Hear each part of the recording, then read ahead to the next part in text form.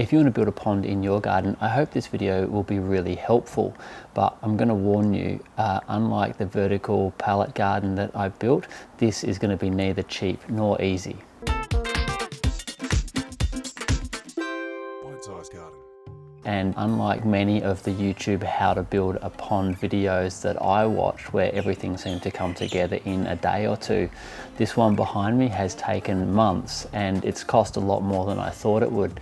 But in the end, I'm really happy with how it's turned out. We were going to be moving a lot of soil, so cleaning up was the first thing we needed to do. While the wife and I get started on that, let me talk you through the plan. Our front yard had been really neglected after our renovations, and for a couple of years I'd been thinking about building a pond here in front of the deck, with an arch bridge that led off the deck and over the narrow point of the pond. Now that it's all finished, I want to take you through how I did everything. I'd never built a pond before. No, I lie, I had built one once when I was about this age, but I don't really think that one counts. So I want to be really honest with how long everything took, ages, and I also want to show you some of the rookie mistakes that I made in the hope that you won't make them too. As you can see, we have all these bluestones, so I decided to border the area with them, including along the deck, so I'll be able to build up the soil a little higher without it spilling out onto the path or the driveway. If you've got established trees like we do, expect to be digging up some roots. I'm afraid I succumbed. Not fun for you or the trees, and very time consuming. Very sorry, my friend.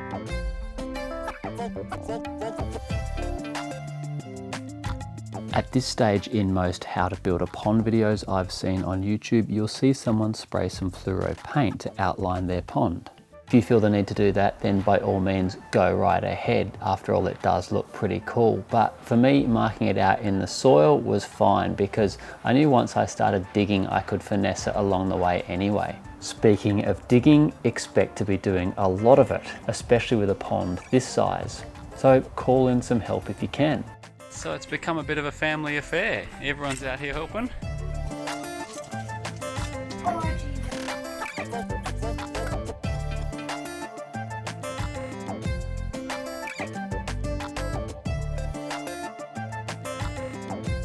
And make sure you've got plenty of snacks for them.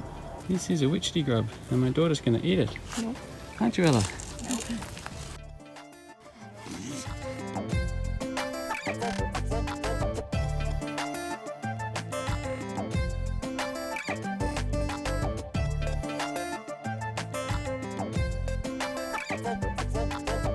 What's that white pipe, I hear you ask? Well, that was part of what I thought was going to be a really brilliant plan, to divert some of our rainwater into the pond. Unfortunately, in my excitement, I neglected one key thing: gravity. You'll see that play out more later on.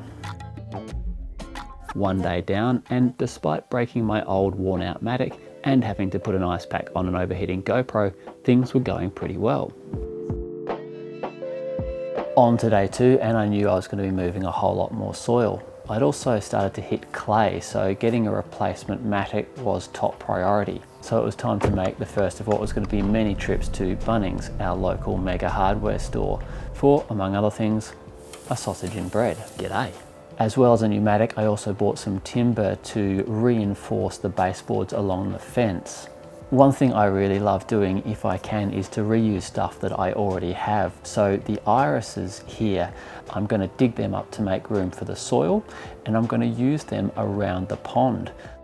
They are really hardy and will offer frogs and lizards some protection from birds and cats. And as I find out later on, they are actually really good plants for ponds.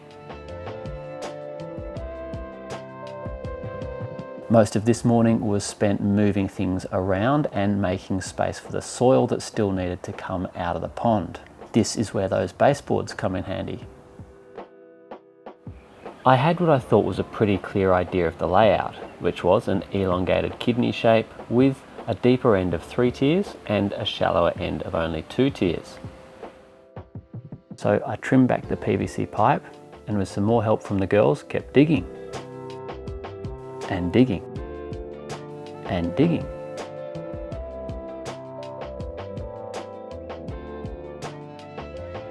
The laws here state that a pond can be 60 centimetres deep without needing to be fenced, so that's what I was aiming for. But one thing I learned along the way is that you probably want to go a little bit deeper, because by the time you get your underlay down, some sand, your liner, and then the rocks that you're going to put in, it actually takes up about sort of 10 to 15 centimetres, almost 6 inches. And it's much easier to fill in the pond with more rocks and gravel than it is to dig it deeper later. By now the family were taking it in shifts to help out, but I was happy to get any help I could. Between the clay and the tree roots, it was tough going. To make matters worse, rain was forecast in the afternoon, so I was super keen to get all the digging done before that hit. Otherwise the clay would turn into a sticky, horrible mess. We're using some old carpet rather than new underlay, which probably would have been easy to work with, but I'd happily use this old carpet again, just as long as it's natural fibre. Thankfully, I had a couple of awesome helpers to trim it down for me while I, you guessed it, kept digging.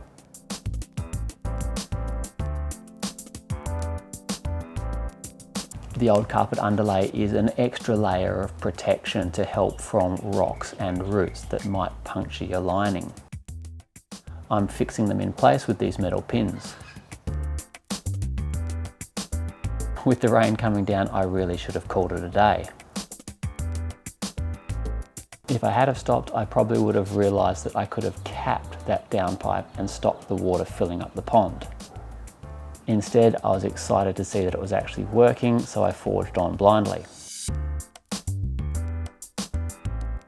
You've probably worked out by now that I'm no expert, but I'm guessing that you're not either.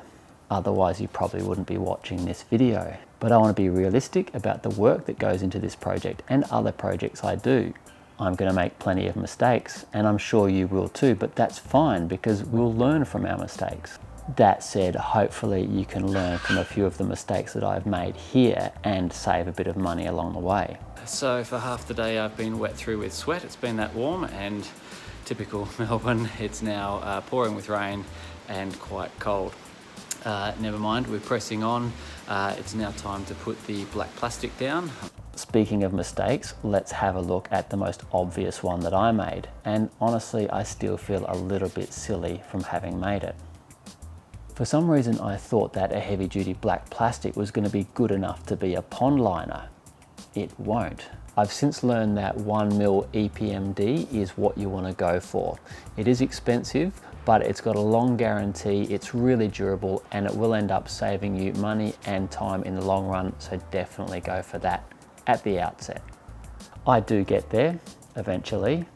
On top of the pond liner, I'm putting some Hessian jute. This performs a few roles, but mainly it's there to hide the pond liner so you don't see it in between the rocks. It will break down over time, but by then life will have taken hold in the pond and it won't be so obvious. Because it will break down, it is important to make sure it's natural fibre. It's getting a little bit hectic, but on we go. Thankfully, I hadn't bought enough of the jute, which forced me to stop eventually. I read that it's a good idea to put more sand down on top of the Hessian, but I'm not sure I would do that again. As you'll see at the end of this build, my pump is kicking up that sand and causing the water to go cloudy.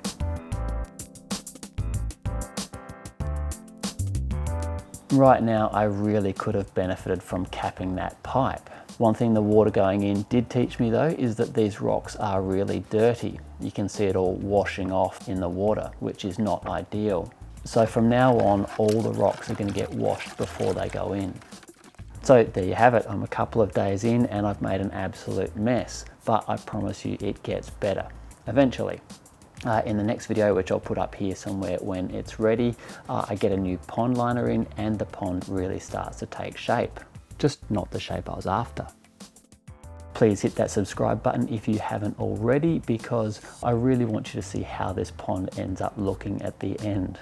And there's probably going to be a few videos still to come.